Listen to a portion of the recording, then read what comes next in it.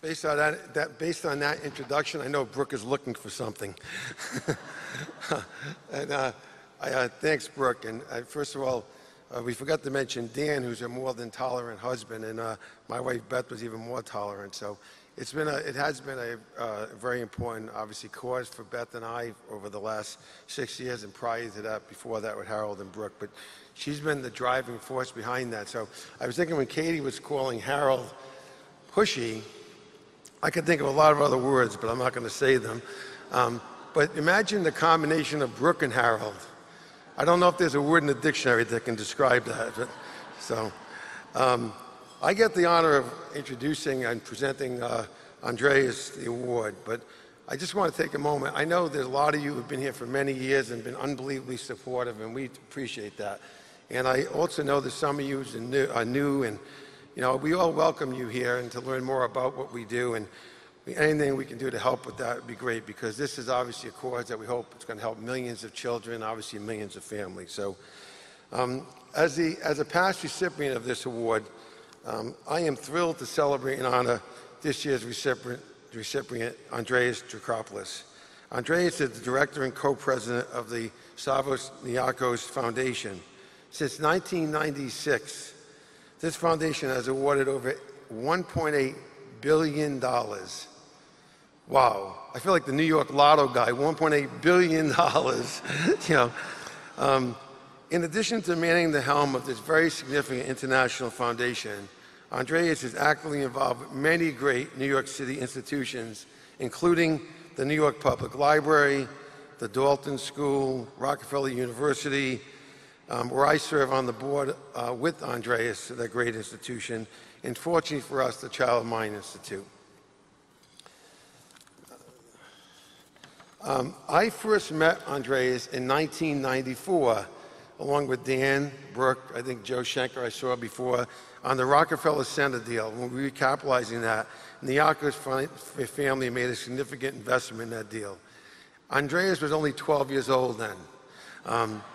I'm only kidding, Andreas, unfortunately for you. But he was wise beyond his years even then, coming into a very tense situation and smoothing it over. He is smart, direct, and honest. I can tell you how honest he is because the other experience I had personally with Andreas, I was running my one and only New York Marathon.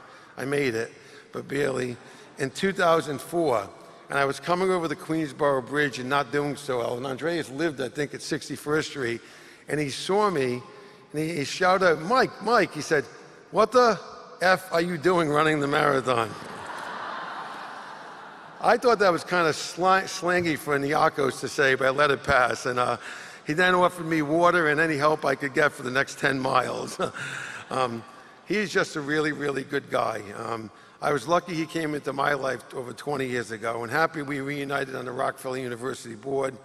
I love Andreas to join the board of CMI. He's been so considerate and generous. I hope you would consider that. Andreas' generosity and caring have no bounds.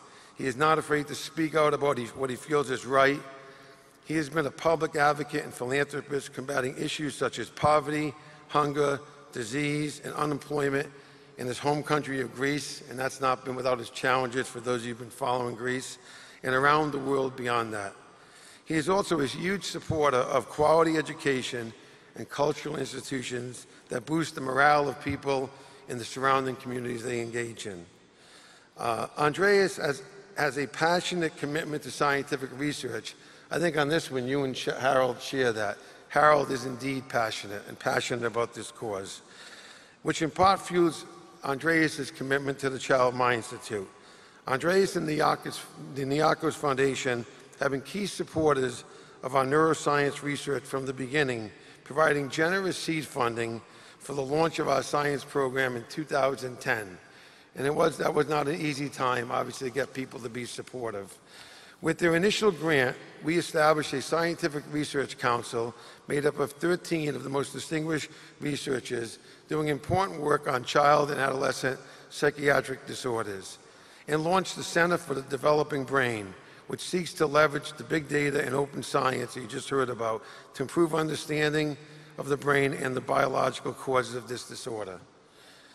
We are excited about the continued partnership with the Niakos Foundation with their new gift of $1 million in support of the Healthy Brain Network, specifically our mobile research vehicle that we're illegally parking in the front of the thing, that Katie mentioned there. It's parked right outside, and you can go take a look at it. It's made possible by Andreas' generosity, and it'll be outside, I think, until 9 p.m.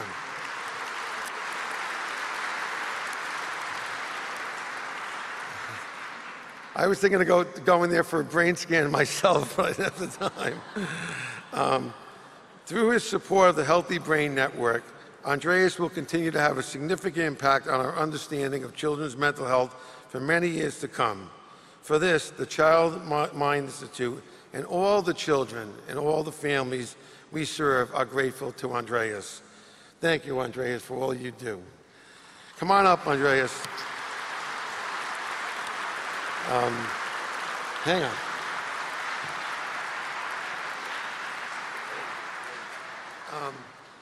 I am proud to present the 6th Annual Child Mind Institute Advocacy Award to my good friend and colleague and the steadfast champion of children's mental health, to Andreas Dracopoulos. And if Andreas would like both of the things, he can do that for just another $1 million. Congratulations.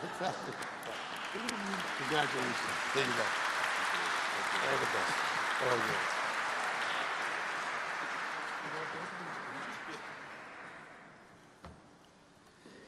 Thanks, Mike, for all the kind words. Distinguished guests, I'm truly honored to be here this evening celebrating with you the amazing work that Harold Koplovich, Brooke Garber-Neidig, and all of their colleagues at the Child Mind Institute have done and continue to do in the field of mental health for children at large. According to the Press Association, in a recent report that came out from the Roadmap for Mental Health Research project in Europe, scientists urge for the need of spending on mental health research to be doubled or tripled in the UK to ease the enormous burden of psychiatric and behavioral disorders on society. They urge everyone in the public and private sectors, governments, the industry, charities, to contribute much more than they do to mitigate the huge long-term cost of inaction. We live in a world where, according to some health statistics, almost 1 out of 10 people suffer from some form of mental health disorder. Here in the US, more than 15 million children have been diagnosed with a mental health or learning disorder, and suicides are on an upward trajectory. And while the health industry and the news media are doing a much better job in acknowledging the problem we face as a society in the form of mental health disorders, the fear of stigma still surrounds us and acts as an inhibitive barrier to more people getting necessary treatment. The Child Mind Institute is at the forefront of a truly remarkable and successful effort to help mental health patients and their families through clinical care, collaborative science, and open and honest conversations of how to help treat and/or cope with such mental health and learning disorders.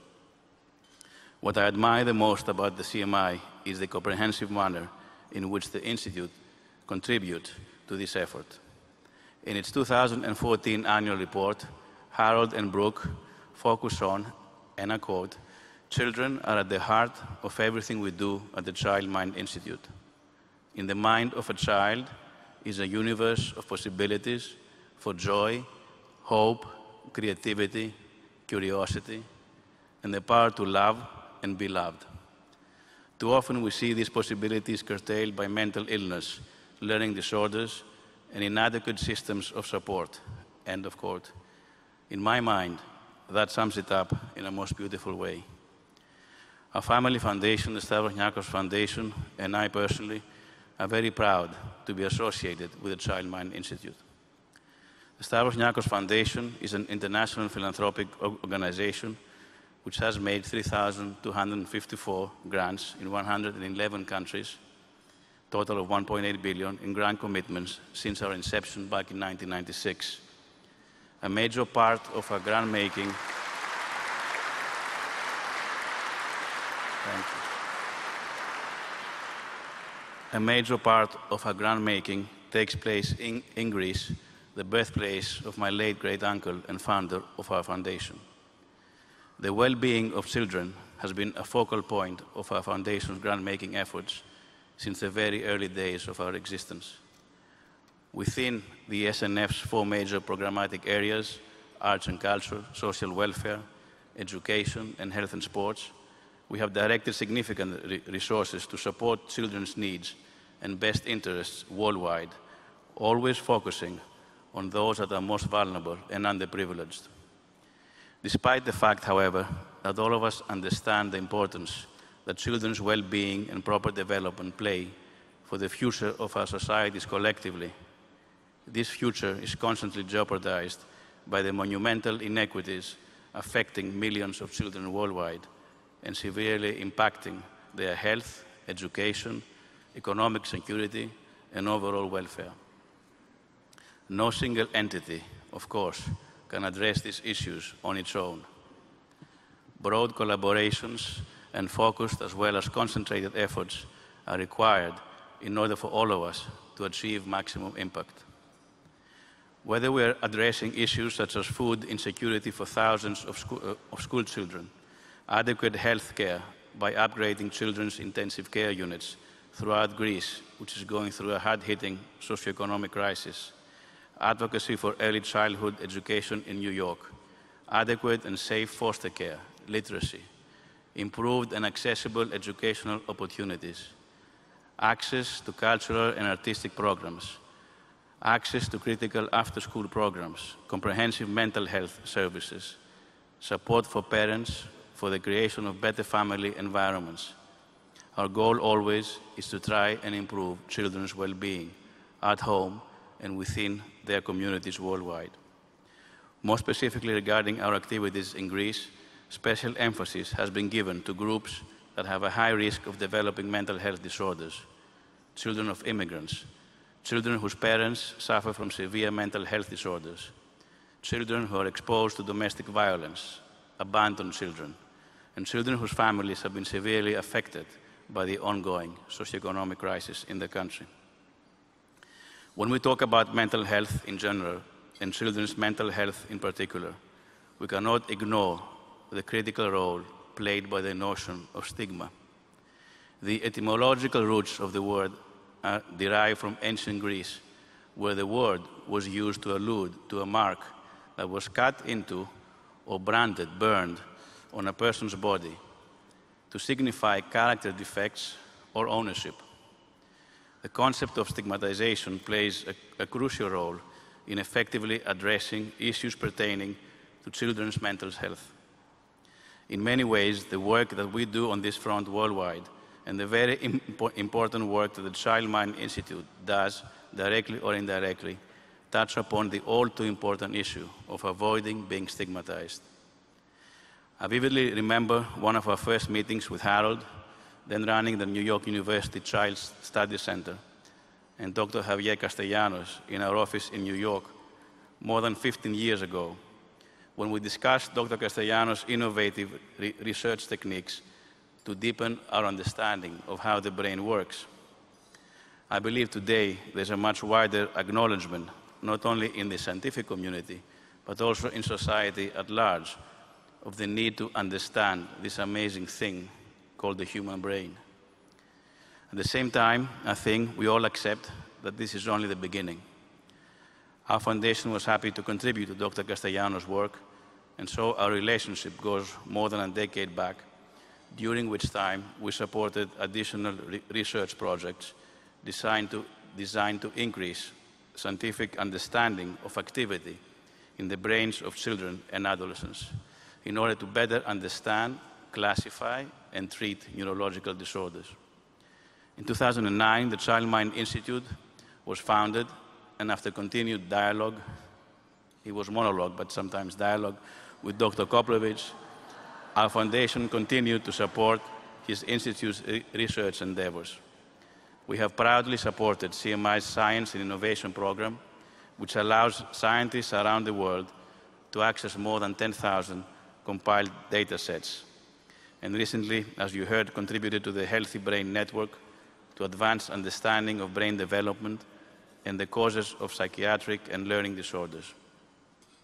The Healthy Brain Network will provide the field with necessary data to help accelerate the identification of biological markers of mental illness in children and the development of objective clinical tools for better diagnosis and treatment, as well as help promote early diagnosis and interventions for children and access to quality mental health care through the creation of a robust referral network. I understand that the CMI's website has millions of visitors, and rightly so. In addition to the scientific knowledge shared, what I find very helpful is the variety of issues tackled, which also help towards a very, very important matter, that of bringing science closer to society. Both benefit from such a productive collaboration.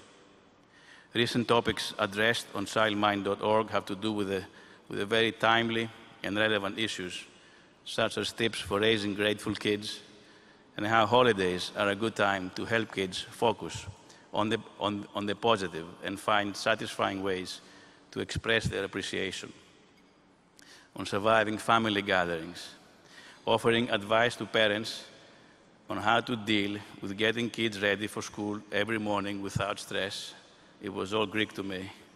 On how to help children cope with frightening news, on how to deal with bullying issues, on how not all kids with attention problems have ADHD, as anxiety can often make children distracted. All great day-to-day issues that are so important for all of us to learn more about and be better equipped to deal with in today's complicated world we live in. In closing, it is evident, I think, that I should not be the one getting honored this evening. Instead, it should be Harold and all of his colleagues whose work is so important in helping children with mental health and learning disorders issues get treatment and support, everything towards enabling them to have an as much as possible equal chance at a happy and productive life ahead of them. Because of their hard work and through their living of their own passion, we can all dream for a better tomorrow. Thank you.